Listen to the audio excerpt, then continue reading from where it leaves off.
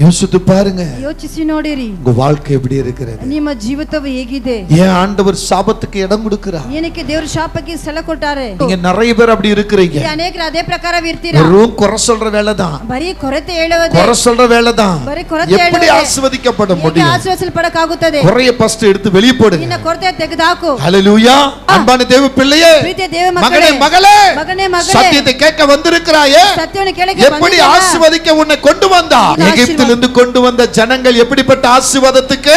ಐಗುಪ್ತದ ಮನ நீர் பாய்ச்சலான தோட்டத்தை போலவும், ஆமே, வற்றாத நீரூற்றை போல உன் குடும்பம், கணவன் மனைவி பிள்ளைகள் வற்றாத நீரூற்றை போல, வளமிக்க தோட்டத்தை போல உன் சுகவாழ்வு துளிர் விட்டு எழும்பும்படியாக. ನಿನ್ನ ಕುಟುಂಬ ನಿನ್ನ ಮಕ್ಕಳು ತಂಪಾದ ತೋಟ ಆಗಿ ನೀರು ಸುಗರಿ ಬಿಟ್ಟು ಎರುವಂತವಾಗಿ. அதற்காக தான் கர்த்தர் உன்னை விலை இல்லாம அவரையே விலை கிரயமா கொடுத்து உன்னை மீட்டெடுத்தார்.